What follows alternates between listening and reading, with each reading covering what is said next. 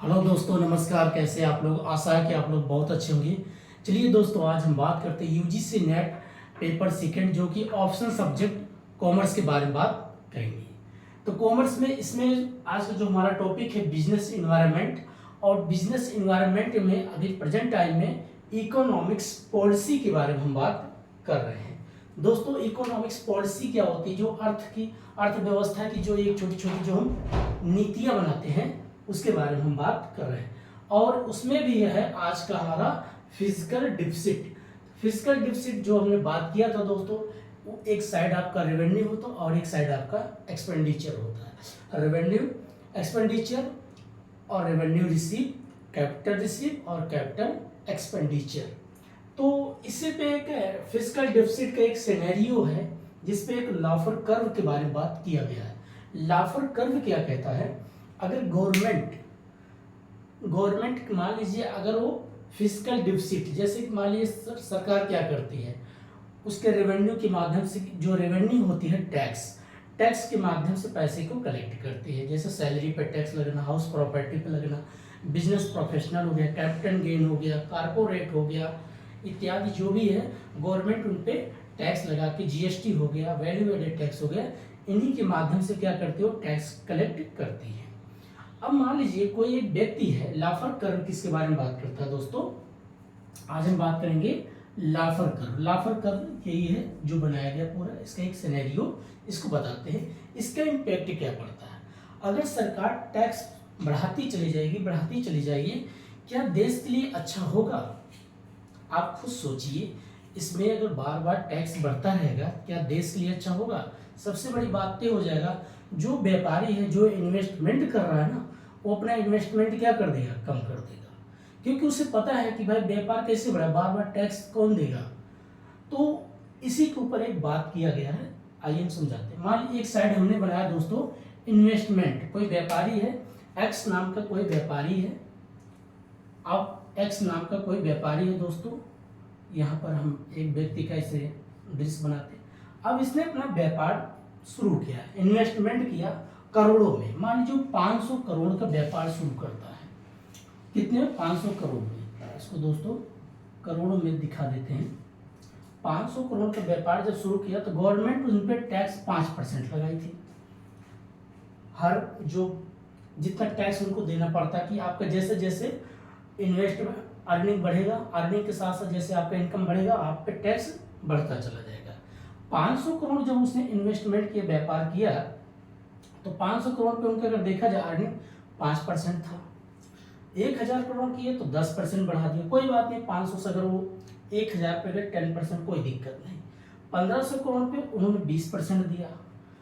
जैसे जैसे उनका इन्वेस्टमेंट बढ़ रहा, गवर्नमेंट का टैक्स भी बढ़ता चला जाएगा। एक ऐसा पॉइंट आता है मैक्सिमम, जो मैक्सिमम मान लीजिए उसने 2000 करोड़ का बिजनेस बड़ा किया, तो पता चला उसको आप 30% टैक्स देना पड़ रहा है। उसके बाद अगर गवर्नमेंट और भी टैक्स 40% कर दे, मैक्सिमम पॉइंट तक पहुंचते पहुंचते इसी के कर्व दिखा है कि जैसे जैसे इंक्रीज कर रहा है उसका व्यापार, जो इन्वेस्टमेंट जो व्यापारी है उसका जैसे जैसे व्यापार आगे बढ़ता जा रहा है, पैसा अर्निंग हो रहा है, इन्वेस्टमेंट किया और बढ़ते गया, वैसे गवर्नमेंट का टैक्स भी क्या हो रहा है? बढ़ते जा रहा है। देखिए दोस्तों, बढ़ते जा रहा है। एक मैक्सिमम पॉइंट पर पहुंच के 30% हो जाता है, उसका व्यापार 2000 करोड़ तक का है। अब अगर गवर्नमेंट और भी ज़्यादा टैक्स बढ़ाएगा, तो एक कर्व जो बोला जाता है, एक मैक्सिमम पॉइंट के बाद अगर टैक्स बढ़ता है तो वहाँ से क्या हो जाता है, वहाँ पर क्या हो, जो इन्वेस्टमेंट इंक्रीज हो रहा था, यहाँ पर जो 1000, 500, 1000 ये बढ़ाता गया था दोस्तों, उसके बाद देख लेना वो अपना इन्वेस्टमेंट कम करते चला जाएगा। अर्थात वो अपना वो अपना इन्वेस्टमेंट कम कर देगा, व्यापार को कम ही बढ़ाएगा, क्योंकि व्यापार अपना कम कर देगा, क्योंकि उसे भी लगेगा कि मैं कितना टैक्स पे करूँ। अगर वो 10 जगह बिजनेस अपना फैलाएगा तो उसको हर जगह टैक्स ही देना पड़ेगा। तो एक समय के बाद देखिए, मैक्सिमम के बाद अगर टैक्स बढ़ेगा ना, तो अपना व्यापार क्या हो रहा है, देखिए ध्यान से दोस्तों, कि मैक्सिमम जो था अब उसके बाद यहाँ घटना शुरू हो जाएगा। जैसे टैक्स बढ़ेगा तो उसका इन्वेस्टमेंट क्या हो जाएगा, देखिए घटता चला जाएगा। यहाँ पर क्या हो जाएगा, घटता चला जाएगा। अब यहाँ जाओ, इंक्रीज था ना, ये घटता चलाएगा और बढ़ाएगा, मान लीजिए तो ये धीरे धीरे घटता है। मैक्सिमम के बाद अगर टैक्स बढ़ा तो इन्वेस्टमेंट घटता चला आएगा।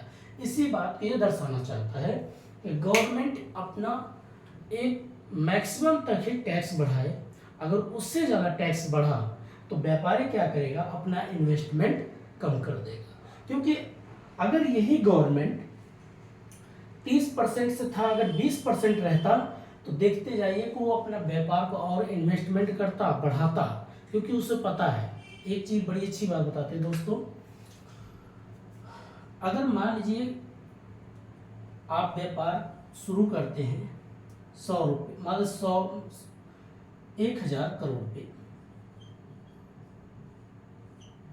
और आपको अगर मान लीजिए चलो 10% टैक्स देना पड़ रहा है, कितना, 10% टैक्स देना पड़ रहा है, कोई बात नहीं।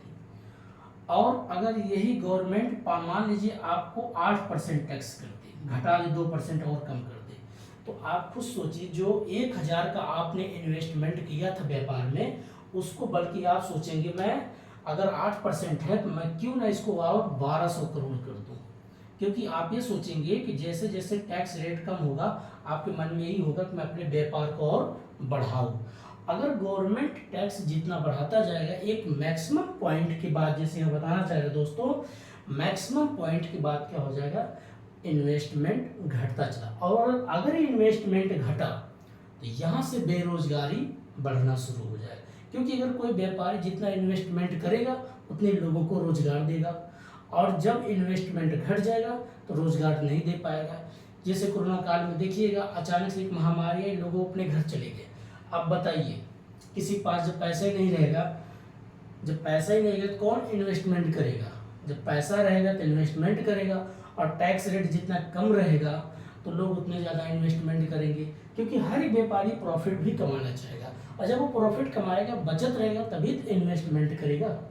तो कहने का मतलब यही लाफर कर्व ये बताना चाह रहा है, एक मैक्सिमम पॉइंट के बाद अगर टैक्स रेट बढ़ेगा तो देश के लिए, किसी भी देश के लिए, वो हमेशा एक प्रकार से लॉन्ग टर्म एक डिफिसिट भी होगा और बेरोजगारी बढ़ती ही जाएगी। इसीलिए डायग्राम में दर्शाया गया है।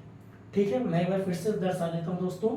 एक व्यापारी है, उसने 500 करोड़ का अगर व्यापार शुरू किया, 5% टैक्स दे रहा है।